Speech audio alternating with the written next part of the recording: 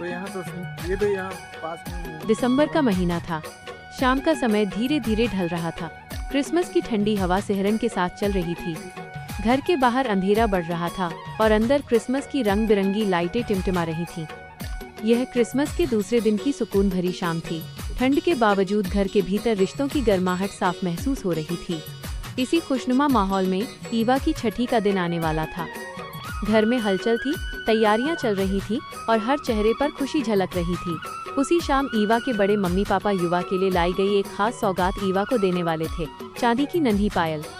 बड़े mummy papa ने प्यार से ईवा को गोद में लिया और उसके नन्हे पैरों में पायल पहनाई। जैसे ही पायल सजी, छन छन की मधुर आवाज ठंडी शाम की हवा में घुल गई। ईवा पहले तो अपने पैरों को हैरानी से देखने लगी, फिर उसके चेहरे पर एक प्यारी सी मुस्कान फैल गई।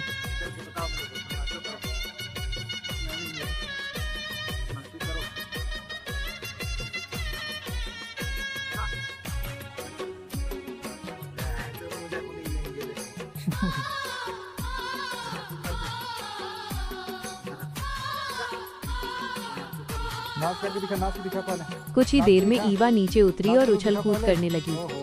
हर कदम पर पायल की झंकार और भी मधुर हो उठी।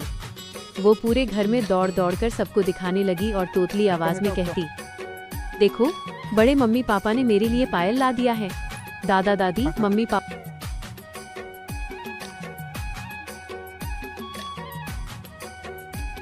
ये है मेरे घर की चटनी और क्रिसमस ट्री। पहली बार बनाई है लेकिन देखने में बहुत सुंदर लग रही है। पहली बार में ही इतनी सुंदर चटनी और ट्री सजाना वाकई काबिले तारीफ है।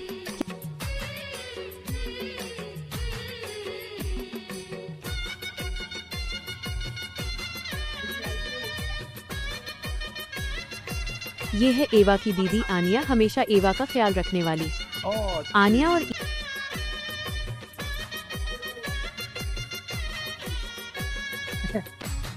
ये है अक्षित, अपने पापा के साथ घूमकर आ रहा है।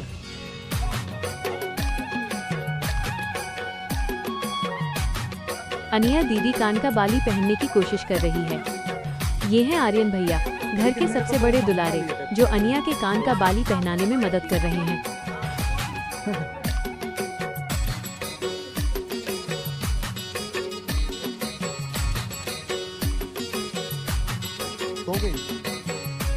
ये है एवा की मम्मी और अक्षित की मम्मी, यानी एवा की बड़ी मम्मी।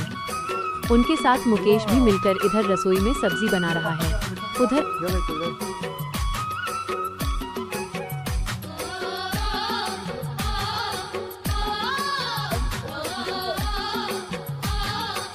अक्षित खड़े होकर दादा दादी से बातें कर रहा है। कहाँ कहाँ घूमे, क्या क्या देखा, सब बड़े मजे से बता रहा है। उसकी बातों से दादा दादी हंस भी रहे हैं, क्योंकि क्रिसमस का माहौल खुशी का होता है और यहाँ पूरा घर खुशियों से सुहाना लग रहा है।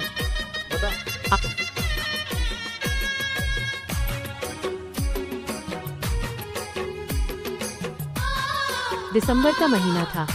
शाम का समय धीरे धीरे ढल रहा था। क्रिसमस की ठंडी हवा सिहरन के साथ चल रही थी। घर के बाहर अंधेरा बढ़ रहा था और अंदर क्रिसमस की रंग बिरंगी लाइटें टिमटिमा रही थीं। यह क्रिसमस के दूसरे दिन की सुकून भरी शाम थी। ठंड के बावजूद घर के भीतर रिश्तों की गर्माहट साफ महसूस हो रही थी। इसी खुशनुमा माहौल में ईवा की छठी का दिन आने वाला था। घर में हलचल थी, तैयारियां चल रही थी और हर चेहरे पर खुशी झलक रही थी।